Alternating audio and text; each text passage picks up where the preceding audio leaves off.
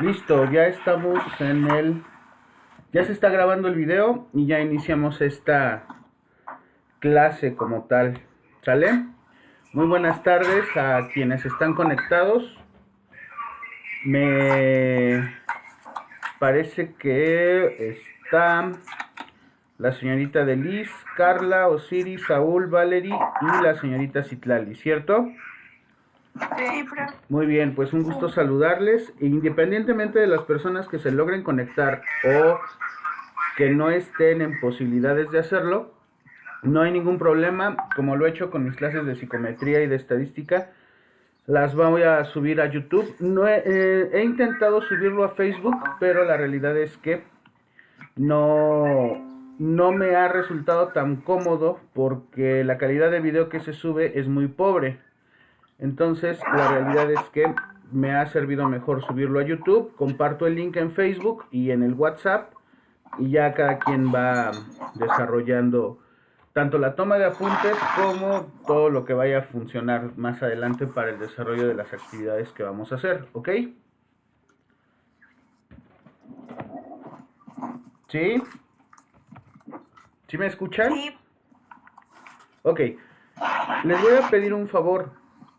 En su pantalla sean tan amables de silenciar su micrófono porque desafortunadamente los ruidos que se lleguen a grabar del escritorio se escuchan después en el video y suele o llega a ser un poquito incómodo, ¿de acuerdo?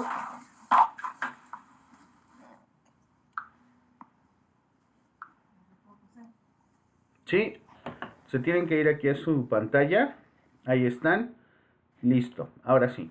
Ya si llegan a tener alguna duda, activan su micrófono y por favor háganmelo saber en el momento que ustedes quieran. No hay problema, lo que vamos a revisar va a ser la continuación, tanto de lo, bueno, ya el término de la materia como tal, programada para antes del 30 de mayo, la evaluación subsecuente que haremos al respecto. Voy a dar esa explicación y lo más importante es que tengan ustedes plena conciencia de cómo vamos a hacer las evaluaciones y si éstas llegan a ser lo suficientemente claras, bueno, pues ya trabajar al respecto, ¿de acuerdo? Muy bien. Primera y muy importante, eh, estuve mandando trabajos realmente muy sencillos porque tenía la firme creencia y esperanza de que nos íbamos a ver el día de hoy, que hoy regresábamos a actividades, pero desafortunadamente no es así. De hecho, la noticia que tenemos el día lunes es que nos vamos hasta el 30 de mayo en el semestre y posteriormente, y para quienes lo deseen, tendrán un periodo de 20 días para recuperar las materias. Por eso mi insistencia en aquellas personas que tuvieran esa problemática y que hayan decidido o decidieran dejar de cursar una materia en este momento para hacerla en ese periodo de recuperación. Sin embargo, bueno, hasta donde yo me quedé hace unos días, nadie está optando por eso. Insisto, pregunté y como dicen por allí, internet está escrito con tinta, no con lápiz.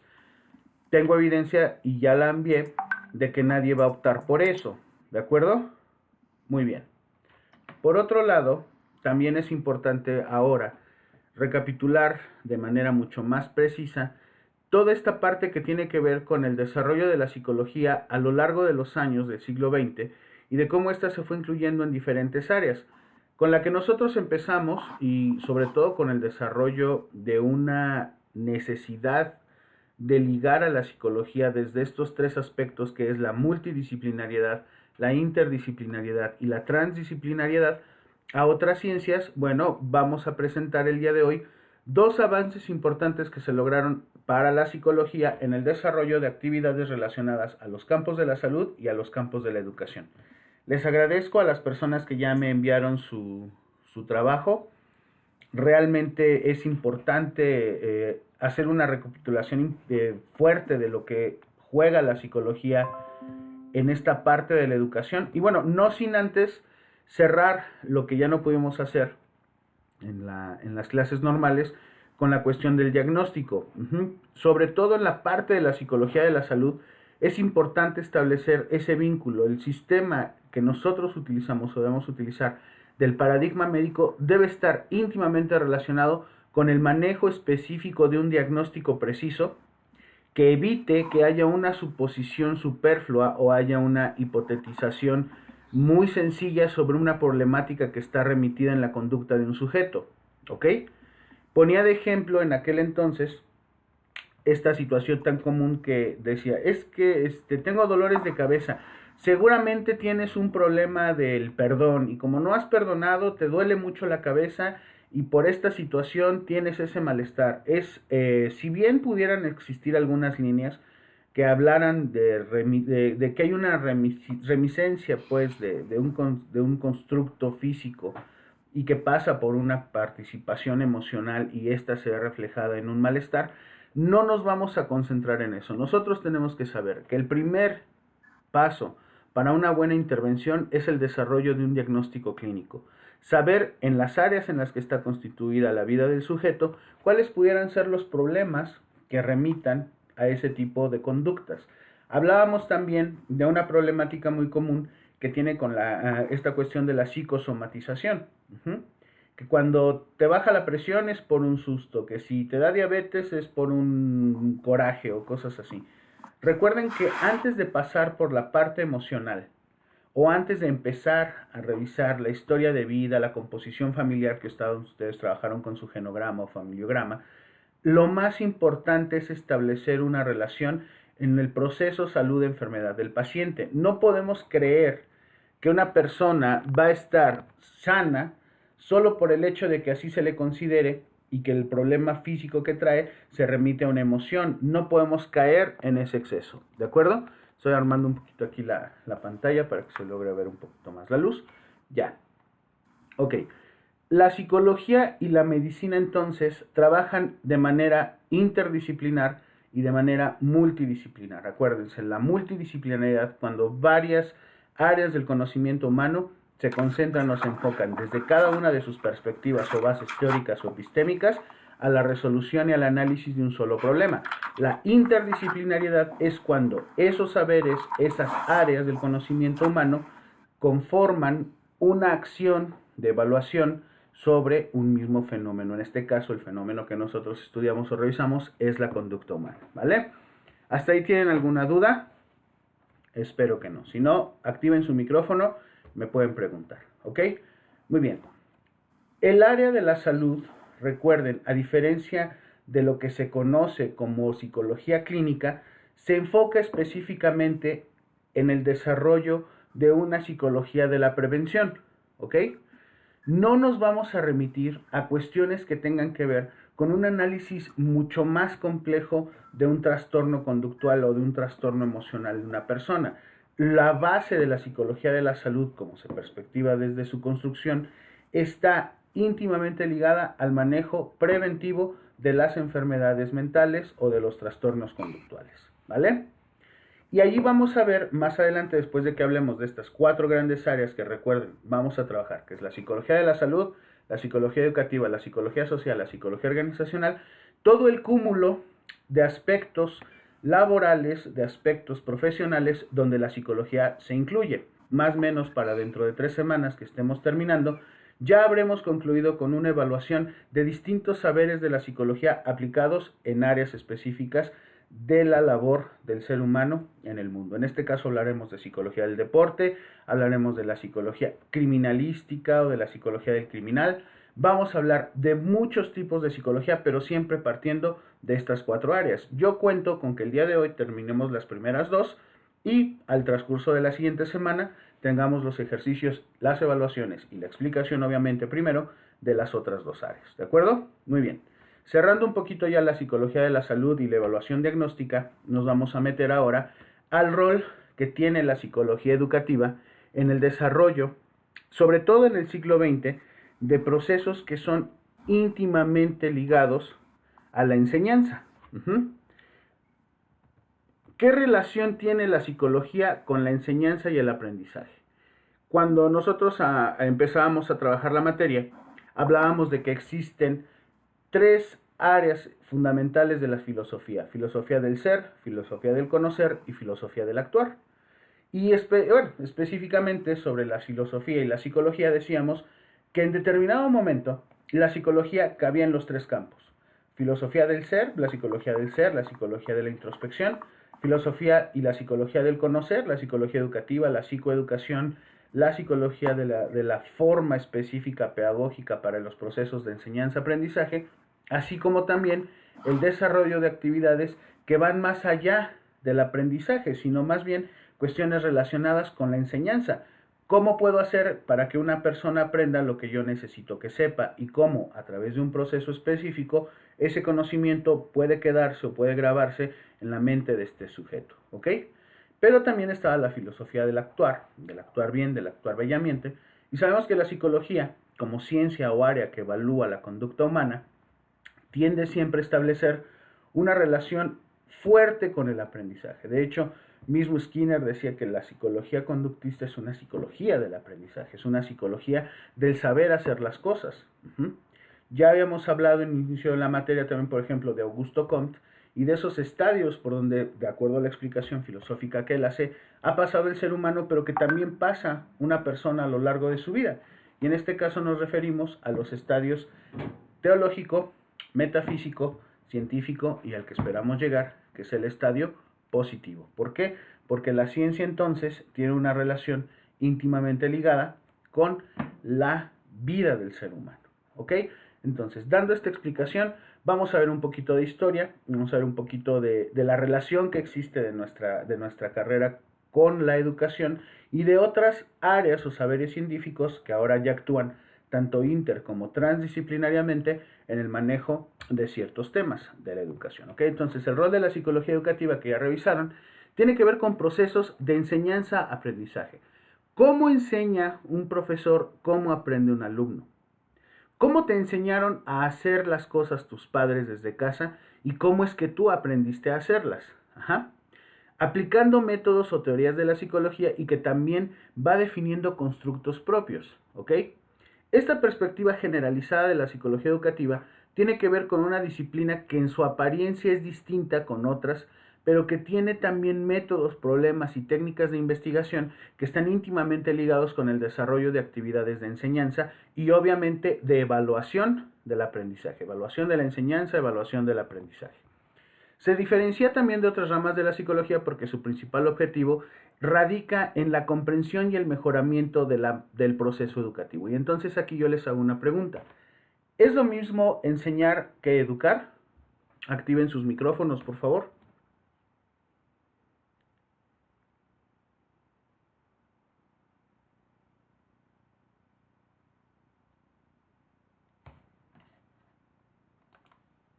¿Ya pueden activar sus micrófonos, por favor?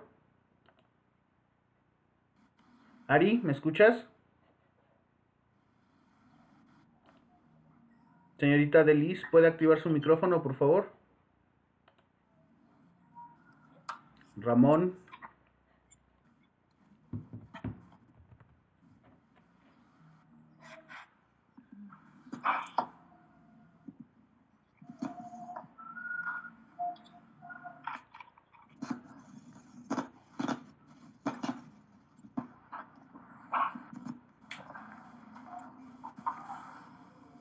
Podría ser que el que enseña explica y el que educa pone reglas. Muy bien. Pero, por ejemplo, cuando tus papás te enseñaron a ir al baño, solo como ejemplo, también te ponían ciertas reglas, ¿cierto? Ajá. Ajá. Ok, Saúl, tú puedes hablarme de la diferencia, no es necesario, digo, como tal correcto, sino desde tu perspectiva, la diferencia entre enseñar y educar.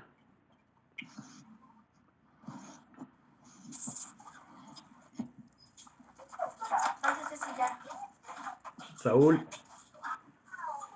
Aquí está Saúl.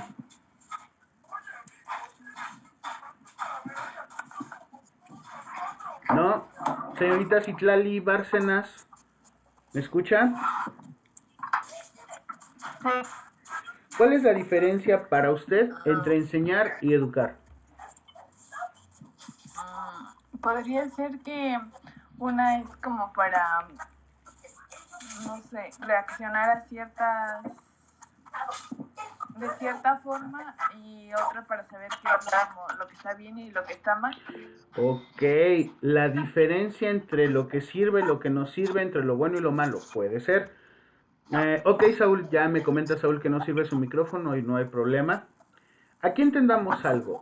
Específicamente, entre enseñanza y educación, no hay diferencia como tal en cuanto al acto, sino más bien a la construcción teórica que se establece de cada una. Por ejemplo, la enseñanza es algo que no necesariamente viene de fuera de nosotros. La enseñanza tiene que ver con un proceso dicotómico, con un proceso bidireccional en la que alguien nos muestra algo y nosotros lo interiorizamos, lo introyectamos y lo hacemos propio, ¿ok?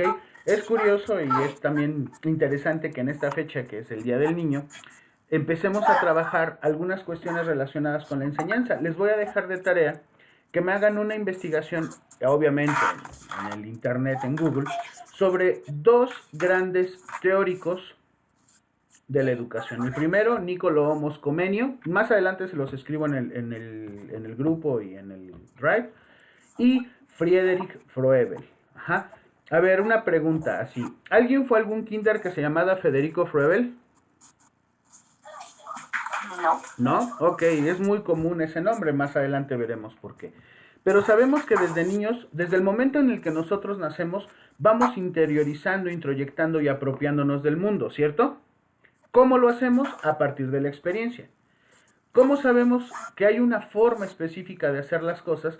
Porque lo hacemos a través de un ensayo y un error. Aprendemos algo a veces a la mala, porque pues, nos duele o nos lastima, y también aprendemos a través de un proceso cognitivo. La diferencia para mí en lo personal radica en lo siguiente. Si yo quiero aprender a patinar, ¿qué es lo que necesito hacer? Piensen. Yo necesito aprender a patinar, fíjate, necesito aprender a patinar. ¿Qué es lo que yo necesito hacer? Que alguien me enseñe. Que alguien me enseñe, correcto, pero también necesito practicar. Para este caso, entonces, si yo quiero aprender a patinar, una forma de aprenderlo sería viendo, por ejemplo, tutoriales en YouTube, ¿no? Ya ven que hay tutoriales para todo, o meterme a WikiHow, y ahí paso por paso te va diciendo qué es lo que tienes que hacer para aprender a patinar. Ajá. Pero por otro lado, también necesito yo experimentar lo que se siente. Necesito ponerme unos patines, salir al patio, obviamente en un lugar en donde tenga el espacio suficiente, y practicarlo. Pregunta, ¿al día de hoy yo necesitaría un maestro para aprender a patinar?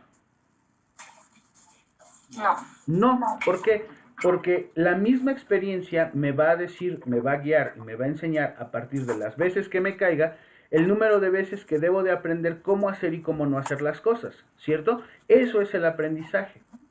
Cuando yo, a partir de la experiencia, capturo las experiencias necesarias, el cúmulo de experiencias necesarias para que esto transforme la relación que tengo con el objeto que quiero aprender, el objeto de aprendizaje, y yo como el ser que aprende. Pero por otro lado está el proceso de la enseñanza, y entonces yo tengo dos grandes sistemas de enseñanza en el aprender a patinar. Por un lado tengo YouTube, el WikiHow, que me dice cómo, desde dónde, cuántas veces tengo que hacerlo para daros una patinada. Pero por otro lado también tengo la experiencia, ¿ok? La diferencia entonces entre aprendizaje, entre educación y enseñanza, radicaría esencialmente que la educación es un proceso cultural, mientras que la enseñanza es más bien un proceso cognitivo de introyección. ¿Queda claro? Ok. El aprendizaje sabemos que en realidad no es otra cosa más que un cambio que persiste y que va a modificar de manera constante el potencial de ejecución que va a ser resultado de la experiencia y de la manera en la que nosotros nos apropiamos del mundo. Esto quiere decir que la teoría del aprendizaje son todos aquellos resultados que nosotros aprendimos, los medios por los que conocimos y las salidas o experiencias que hacen posible que el aprendizaje forme parte de nuestra vida. Hablemos de las tradiciones epistemológicas. Recuerden, y digo, creo que esto lo tienen muy claro con la clase de epistemología, la episteme o la teoría del conocimiento nos habla de la relación formal que hay entre lo que yo conozco y lo que puedo llegar a conocer. En este caso, dos grandes visiones se tienen aquí. El objetivismo, que la realidad es externa y también es independiente del aprendiz, y que a veces llega a ser conocida solo a través de una experiencia sensorial, reconociendo la experiencia sensorial, que es toda aquella que pasa por nuestros 5 sentidos. ¿De acuerdo? Por otro lado tenemos el pragmatismo, que dice, la realidad como tal no existe porque no puede ser conocida directamente. Para que nosotros podamos llegar a conocer la realidad, necesitamos que el conocimiento venga a través de signos y que siempre es provisional. O sea, lo que hoy yo aprendo, el día de mañana tendrá otra relación, tendrá otro sentido de aprendizaje. ¿Hasta ahí estamos de acuerdo? Muy bien. El interpretativismo tiene que ver con un manejo de la realidad y el conocimiento y su construcción a partir de cómo ejercemos lo que se conoce como el pensamiento racional. Y el pensamiento racional no es otra cosa más que el uso de la razón, de una lógica de causa-efecto sobre lo que nosotros hacemos.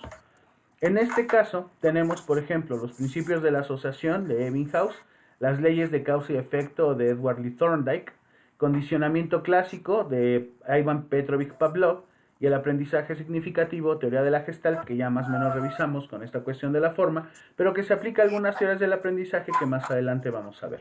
Algo que es importante mencionar de estos sistemas de conocimiento, de estas formas de acercarnos al conocimiento, está, en primer lugar, la experiencia. La experiencia que tiene que ver con lo que creemos que aprendemos solo a través de nuestros sentidos. El nativismo, que viene a toda aquella traemos de nacimiento, es innato al nacer, del racionalismo, que es la fuente de conocimiento a partir de cómo nosotros construimos el conocimiento propio a partir de esa experiencia reflexiva. El pragmatismo, que es muy común confundir con cuestiones de interproyección de ideas, pero más bien no es otra cosa más que un conocimiento basado en una visión provisional, que el conocimiento per se no es absoluto y nunca lo será, y que algunas veces corresponde a la realidad, aunque otras veces no. Y esto es algo muy interesante porque el pragmatismo nos remite específicamente a la manera en la que nosotros, a través de la razón y a través de la práctica o el manejo de esa razón, vamos introyectando el mundo en nuestra propia vida. Eso nos da la posibilidad de obtener procesos empíricos o racionales que nos ayudan a conocer mejor el mundo, no como es, sino como nos han enseñado que funciona. Un ejemplo de esto, ¿por qué existe la gravedad? Existe la gravedad por un fenómeno físico que aplica en cualquier punto del universo, pero como tal, la gravedad vista y entendida como nosotros la trabajamos, no es otra cosa más que una explicación teórica que en su momento tanto Sir Isaac Newton como otros físicos desarrollaron para explicar esta relación causa-efecto que hay con un fenómeno de la naturaleza. ¿Qué quiero decir con esto? Que la gravedad obviamente ya existía como fenómeno desde antes que el ser humano lo racionalizara, o más bien antes de que el ser humano le pudiera una explicación o le pusiera una explicación que tuviera una relación causa-efecto explicada a través incluso de fórmulas matemáticas. ¿Me explico? Otro de los casos, por ejemplo, el agua. El agua existe desde la base de la creación misma de la vida en este planeta, pero también es cierto que como fórmula, como nosotros la aprendimos en química, 2 partículas de hidrógeno, una partícula de oxígeno, realmente pues es una interpretación, si bien real, por las moléculas que la componen, pero que tiene una explicación teórica a partir de un modelo que nos enseñaron de 3 bolitas, ¿no? 2 de hidrógeno y una de oxígeno. Más adelante entenderíamos entonces que el pragmatismo, el objetivismo y el interpretativismo forman una tríada que constantemente nos está contraponiendo entre lo que sabemos, lo que creemos saber, lo que queremos saber y lo que nos enseñan. Alguna vez yo les decía, ¿no? Como decía Unamuno, nada es verdad, nada es mentira, todo depende del cristal con que se mira. Entonces, lo que para ustedes puede ser una realidad, en realidad no existe, sino más bien es una interpretación que en un espacio y tiempo determinado funciona para explicar determinadas acciones que se han desarrollado frente a ustedes. Ajá. Hablando hace rato de lo que mencionaba la señorita Citlali, es que pues el bien y el mal por sí mismos no existen, sino son interpretaciones o juicios que nosotros hacemos sobre una constitución basada en la experiencia, en las normas o en las reglas de convivencia con las que nosotros trabajamos. Hablamos, por ejemplo, de la monogamia, ¿no? La monogamia en el sentido occidental, pues es la práctica de la vida, tanto en pareja como en corte sexual, de una especie. Tenemos, por ejemplo, algunas palomas, algunas aves, que son monógamas toda su vida como los pingüinos. Ajá. Hablaríamos entonces de que el aprendizaje de la monogamia en el caso de esta especie, pues en realidad es una práctica intuitiva, es una práctica fundamentada en una cuestión de tipo ordenada o etológica, pues, de la conducta.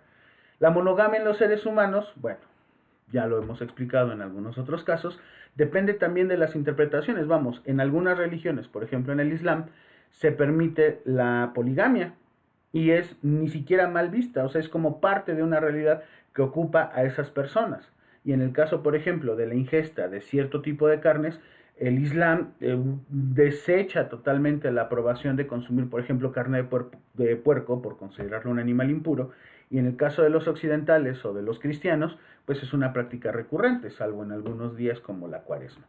Se dan cuenta que en realidad entonces la construcción de lo que nosotros somos o de lo que nosotros sabemos no es otra cosa más que un conjunto de prácticas sociales, de una continuación persistente de una práctica que a lo largo de los años puede o no ir cambiando, pero que siempre va a estar presente en nuestra vida a partir de ese espacio y tiempo en el que nos toca vivirlo. Por eso esta tríada radica en esta explicación: el pragmatismo sobre la práctica y la experiencia, el objetivismo sobre una realidad que es externa al sujeto y el interpretativismo que tiene que ver con el conocimiento que se va constituyendo a lo largo de nuestra vida. Si a nosotros nos explican, no sé, fórmulas algebraicas en la primaria cuando todavía estamos viendo aritmética, no le encontraríamos ningún sentido. Es un caminar, es un andamiaje, es un proceso que tiene que estar íntimamente ligado también con la madurez física y mental del ser humano, que más adelante vamos a explicar. Muy bien. Existen las denominadas teorías asociacionistas. Estas teorías asociacionistas surgen a partir de la primera mitad del siglo XX. Después de la Segunda Guerra Mundial, el mundo en Occidente se transforma, cambia. Entonces se enfoca en la conducta observable del sujeto a partir del nivel de control y predicción de una conducta determinada o de una conducta deseada. Ustedes forman parte de esta estructura. Por ejemplo, una conducta deseada podríamos hablarlo como el perfil de egreso que ya estudiamos las primeras semanas con relación a lo que pide la carrera. El perfil de egreso no es otra cosa más que una conducta determinada y que se desea tengan ustedes a partir del conocimiento en el cual ustedes se han inmerso. Las teorías conductistas, que hablan del resultado del aprendizaje a partir del cambio comportamiento individual que los sujetos van a ir manifestando a lo largo de su vida. Y más adelante, solamente aquí los mencionaremos, existen las escuelas conductistas en dos grandes ramas: el conductismo clásico y el conductismo operante. Vienen después, entre la década de los 50 y la década de los 80, las denominadas escuelas neoconductistas, pero más adelante las vamos a revisar con un poquito más de calma. Lo importante es describir que de acuerdo a la psicología, en cuanto a funciones educativas o formativas se refiere, la primer gran piedra angular que se forma durante el siglo XX para darle base o sustento teórico a esta visión de la psicología educativa que trae un epísteme, un conocimiento desde hace muchos años, tiene una relación directa con la conducta humana. La conducta humana es resultado de ese aprendizaje con el que nosotros vamos generando una interpretación del mundo. Por eso se habla del conductismo clásico, conductismo pavloviano, y el conductismo operante cuando se meten otro tipo de reforzadores. ¿Ok? ¿Hasta aquí tienen alguna duda? ¿No? ¿Todo bien? Ok. También es importante recordar que la aplicación del conductismo siempre se asocia a eventos positivos o agradables con las teorías del aprendizaje. esto obviamente tiene que ver con lo que nosotros nos daban como premios. Ajá. Cuando nosotros hacemos bien algo, nos dan una recompensa. Cuando nosotros no hacemos bien algo, simple y sencillamente no obtenemos esa recompensa. Todavía no estaríamos hablando del castigo porque esencialmente tendríamos la posibilidad de verlo, pero ya desde la luz del conductismo operante. ¿Okay?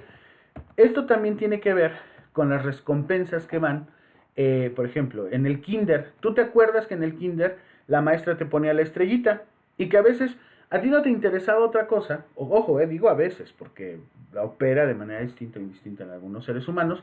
Tú lo que querías era la estrellita porque te hacía destacar. Si bien es cierto, eso ya tiene en ustedes algunos años que pasó, en Facebook algo que a mí me llamó mucho la atención, porque en realidad no hace otra cosa más que aplicar un conductismo clásico en función a recompensas tipo concreto, es la de fan destacado.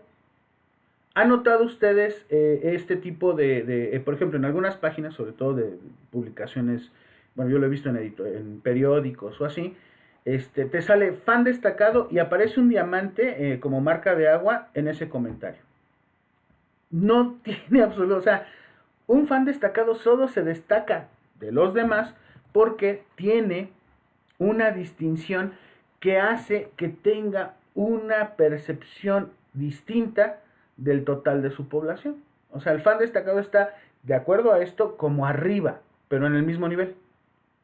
Solamente que, no sé, ha participado más, comparte más cosas, no lo sé, pero es una recompensa de tipo concreto a una actividad que ya está haciendo. Por otro lado están las actividades como, por ejemplo, darles tiempo libre, las extensiones, no vas a tener tarea. Hace rato fui a conseguir unas cosas a la tienda y venía escuchando una estación de radio de una persona que da como sugerencia ahorita que muchos, por ejemplo, no sé si es el caso de sus hermanitos, primos o conocidos, todos creemos que el home office o estudiar en casa es como lo más genial, ¿no? Estudiar en línea y así, incluso hay algunas carreras que lo ponen.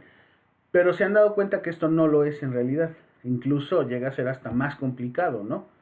Y la muy justificada queja de muchos de sus compañeros, es que nos dejan un buen de tarea, no nos dejen tarea, eso no nos enseña nada, denos clases en línea o no sé.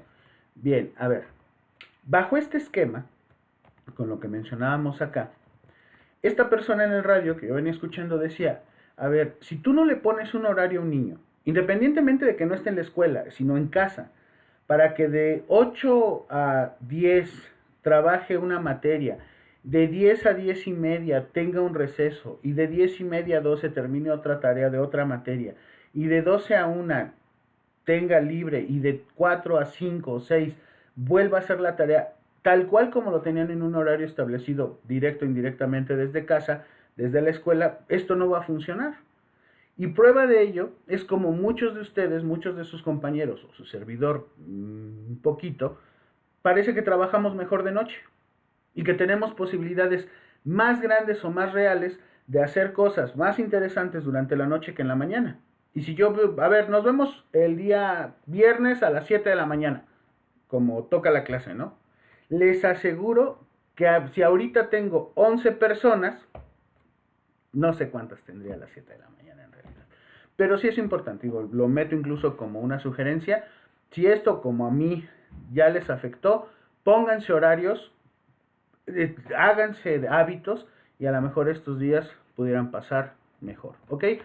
Pero también existen los castigos. Entonces, un castigo es la pérdida de un privilegio, una multa, cuando se le pierden puntos, o trabajo adicional. Entonces, no está poniendo atención, váyase al rincón, ¿no? O no hizo la tarea, ahora le toca doble tarea. Y eso es algo bien interesante porque muchos de nosotros aplicamos, sobre todo profesores, aplicamos el castigo como si fuera una ventaja, ¿cierto? Digo, ya hablándolo con un poco de confianza, en la prepa tenía una profesora que si tú no llegabas con la tarea, o sea, te permitía entrar, pasaba la lista, pero si tú no tenías la tarea, te decía que no podías hacer nada. O sea, tú ya no puedes avanzar. Entonces, a veces hasta intencionalmente decíamos que no traíamos la tarea con tal de ponernos al corriente con otras tareas de otras materias que sabíamos nos iba a dar el chance o la posibilidad por no haber hecho o decir que no habíamos hecho la tarea de esa materia en específico en esa hora en específico. Se pierden ciertos privilegios, pero a veces el chico también gana de manera muy alevosa la idea cuando esta ya está trabajada de una manera mucho más concreta. ¿Ok? Por otro lado, el análisis de la conducta aplicado a la educación tiene que ver con 3 usos específicos del análisis conductual. 1, cómo se incrementan las conductas que deseamos que tengan los alumnos. 2, cómo se pueden utilizar instigadores. Ojo, entendiendo que instigador es aquello que presiona o avienta al niño, al estudiante en general, a hacer algo, y el modelamiento de esas conductas, así como la disminución de conductas indeseables. Platicándolo hace unos días con el joven Saúl, pues tenemos un problema y lo pongo ya como tal en este ejemplo. Saúl escribe, su servidor escribe, sé que tienen otros grupos, sé que este es a veces como de, hola profesor, no, lo ignoro, pero luego escribimos y nadie contesta. Y entonces no sé, o sea, yo puedo ver, por si no lo saben, quién lee el mensaje, a qué hora lo lee, a qué hora le llega y todo, y simple y sencillamente no contestan. Yo sé que a veces el silencio también es una respuesta, y el que calla otorga, pero de verdad para Saúl y para mí ha sido como bien complejo el hacerles entender, por ejemplo, en lo que dice acá, cómo incrementar una conducta deseable, ¿ok? La conducta deseable es que los alumnos respondan, aunque sea con un punto, de que están enterados de la información que ya les presentamos.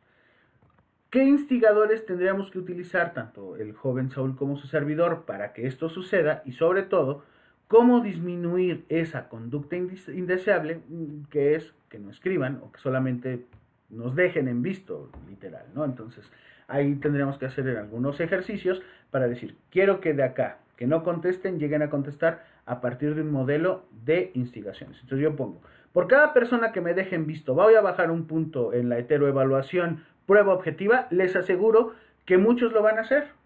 Pero aquellas personas que ya han dado por pedir a la materia o que ya no tienen nada que ganar, simple y sencillamente lo seguirían haciendo. ¿Me explico? En fin, se los dejo a su reflexión. Ok, el incremento de la conducta deseable parte de 5 estrategias básicas para modelar. La primera es elegir el reforzador más eficaz. No todos funcionamos igual. No a todos nos gustan los puntos, no a todos nos gustan los dulces, no a todos nos gusta que nos den palmaditas en la cabeza. Tenemos que identificar quiénes son las personas que realmente están interesadas en esto y quiénes, en este caso, pudieran darnos como resultado una mejor interacción con determinado tipo de motivadores o reforzadores. 2, el principio o el uso del principio de Premack, que básicamente lo vamos a entender como una actividad preferida, servirá como reforzador a una menos predilecta. Ojo, el principio del Premack es la base de una construcción específica del desarrollo de actividades deseadas en los sujetos, ¿de acuerdo? Por otro lado, también está el uso de reforzadores de manera contingente y oportuna y aplicarlo, ojo, únicamente después, moví la diapositiva, únicamente después de que se haya realizado el trabajo que nosotros queríamos obtener. ¿De acuerdo? Y siempre tenemos que hacerlo de la manera más rápida. Ojo con lo que voy a decir. En algún momento lo platicábamos. A la psicología conductista se le acusó en la década de los 60, en la década de los 50, como una psicología deshumanizadora porque comparaba a los animales con los humanos. Entonces mucha gente decía, no, mi hijo no es un perro, mi hijo no es una rata, para que este tipo Skinner o sus amigos Watson y los demás lo estén poniendo al nivel. Ojo, no es que lo seamos o la gente así se sienta, sino más bien que establece que tanto los vertebrados superiores como un perro o un ave o una rata o un gato tienen principios o bases de aprendizaje similares a nosotros los seres humanos. Si alguno de ustedes tiene una mascota, sabe, por ejemplo, lo difícil que es enseñarles, sobre todo cuando son pupis o cachorros, a hacer sus necesidades fisiológicas fuera de casa o en algún lugar en específico, por ejemplo, un perro, ¿no?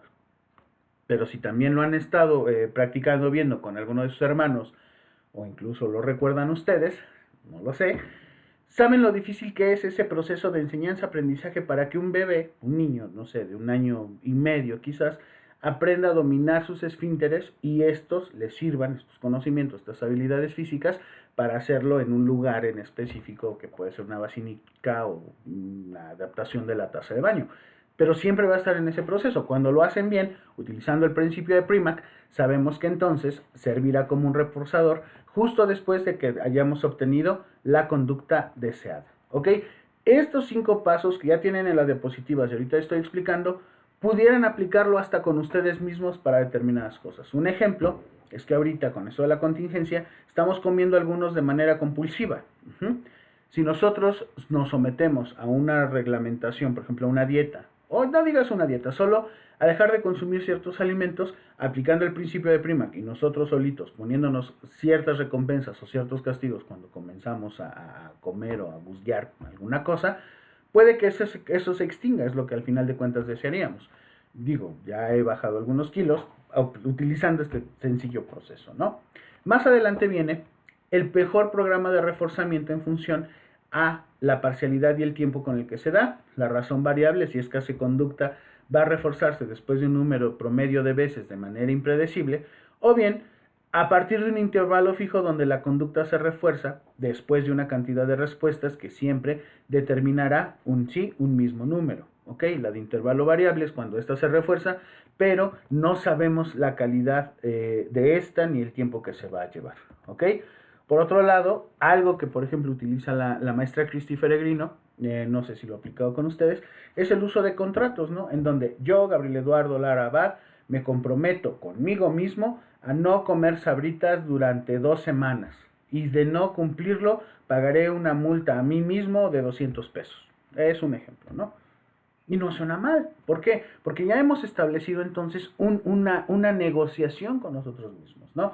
Un ejemplo que yo les puedo dar, no sé si los platiqué alguna vez, Gael tenía un frasco de groserías. ¿Qué es un frasco de groserías? De repente Gael, por el mismo contacto que tenía con algunos compañeritos, empezó a utilizar algunas malas palabras. Y entonces eso a su mamá, a una de mis tías, pues les molestaba, les incomodaba mucho. Entonces, simple y sencillamente pusimos el frasco de las groserías, ahí le decían, frasco de las groserías, y cada que él decía una mala palabra, el dinero que teníamos destinado para comprarle algunos dulces, ejemplo, el día de hoy te vamos a poner 20 pesos para que hasta las 7 de la noche, si no dijiste ninguna grosería, vamos a ir a la tienda para comprarte 20 pesos de dulces o un juego de video, no sé, de los piratas, claro.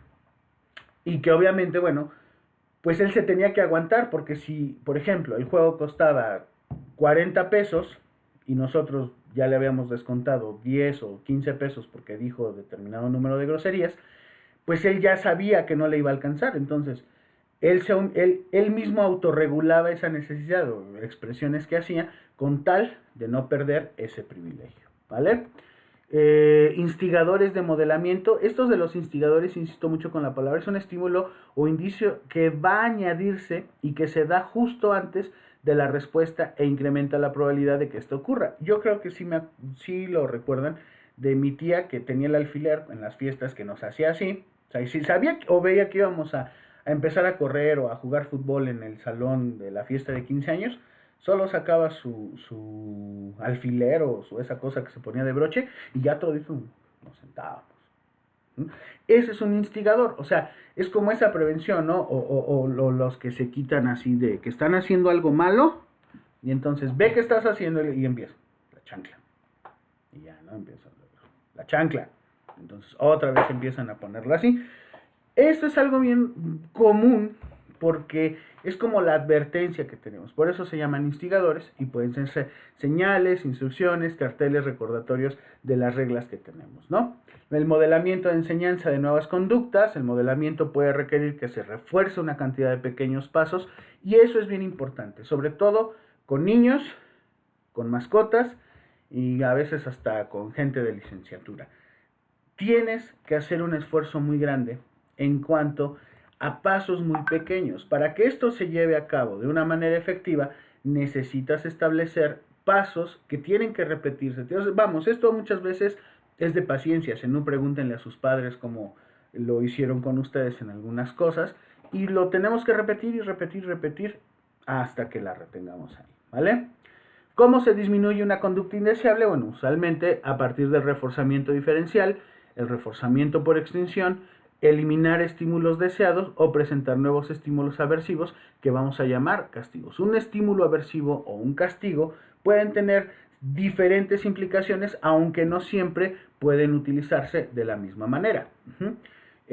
Alguna vez los amenazaron, por ejemplo, si haces algo mal, te voy a dar un manazo, ¿no? O si dices una grosería, te voy a untar chile serrano en la boca. Entonces, nunca lo hicieron, pero sabíamos que de hacerlo no la íbamos a pasar nada bien. Es por eso que a veces el castigo por extinción se basa más en la amenaza, ¿no? Es como el cuento de Pedrito y el Lobo. Siempre te dicen, voy a pegarte, voy a pegarte, voy a pegarte, y al principio tienes miedo. Ya cuando te das cuenta que solo se queda en una amenaza, pues es otra cosa, ¿ok? Reforzamiento diferencial, que es cómo ponemos a la conducta que resulta de manera más apropiada para el desarrollo de esta actividad, o el finalizar el reforzamiento por extinción es cuando ya no lo necesita. Ya no necesita el reforzamiento, la conducta ya se estableció, simple y sencillamente se omite. Los timeouts o tiempos fueras o el costo de respuesta. El timeout es como, sobre todo lo ves en jardines de niños, y te das cuenta de que empiezan a desarrollar algunas actividades, uno rompe o quebranta una regla, y entonces le ¿sabes qué? Tiempo fuera. Y lo mandan, por ejemplo, al rincón para pensar, ¿no? Que era lo que le aplicaban a Gael en el kinder. ¿Qué era el rincón para pensar? Es así como en el básquetbol le dan tiempo fuera a algunos jugadores. A ese niño que no seguía una regla o no hacía algo de manera específica, lo invitaban a reflexionar fuera del grupo. Entonces, eso tenía una implicación a veces hasta de costo social que se daba, ¿no? La esencia, los estímulos aversivos, gritos, castigos corporales, reprimendas verbales, estímulos que no son propiamente castigos eficaces y que muchas veces no garantizan la extensión de la conducta, como alguna vez se los platicaba, ¿no? No vas a hacer la tarea, te voy a pegar. No vas a hacer la tarea, te voy a pegar. Y estaba tan horrible la tarea que definitivamente fui con mi libreta y le dije a mi padre, padre, pégame porque no voy a hacer la tarea. Entonces, no siempre se garantiza como tal que un castigo, en este caso un golpe o una amenaza, va a funcionar para darle un sentido estricto a un reforzamiento o a un mejoramiento de la conducta, ¿ok? Las posibilidades, consecuencias del castigo, las críticas al condicionamiento. Bien, me quedo con esta parte para no hacer un poquito más largo el video. Demasiado control externo de la conducta puede llegar a ser perjudicial para el problema de la enseñanza y el aprendizaje. Problemas éticos, o sea, que llegan los padres, por ejemplo, en algunas escuelas en donde yo estuve, y decían, no, aquí está mi hijo, y cualquier cosa, péguele, y no sé qué. Bueno, ¿saben las implicaciones legales que eso tiene? O sea, incluso, ya no digas en la escuela, ¿no? Incluso en casa. Mi hermana, Georgina, que vive en Suecia, me decía que darle una nalgada a alguno de mis sobrinos era prácticamente asegurarse, y que fuera y lo comentara, pues era prácticamente ganarse una penalización judicial por haberlo hecho. Y a veces nos interesa, o como dice aquí, le damos más énfasis a la conducta que a lo que aprende. O sea, queremos que el niño vaya al baño, pero nos enfocamos más en el hecho de que lo haga y no de que lo introyecte, ¿no? Que realmente sepa que tiene una necesidad tanto de cuestiones biológicas o clínicas para hacerlo. Entonces, eso siempre va a ser una crítica muy fuerte.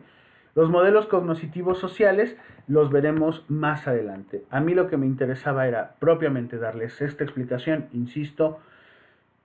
Creí erróneamente que íbamos a regresar el día de hoy a la escuela, por eso me la llevé muy leve. Digo, tampoco quiero decir con esto de que, pues como ya va a acabar el semestre ahorita en mayo, voy a hacer lo que no hice. En realidad no tengo por qué hacerlo, pero pues vamos a empezar a trabajar así. Espero que les haya quedado claro. Hasta este momento, ¿alguien tiene alguna duda? Abran sus micrófonos.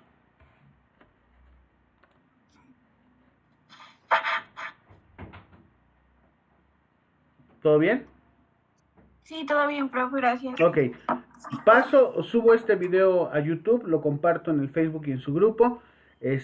Voy a darles ahorita las instrucciones que les platicaba hace ratito para encontrar la biografía de estas dos personalidades que les comentaba, Niccolò Moscomenio y Friedrich Frebe, ¿sale?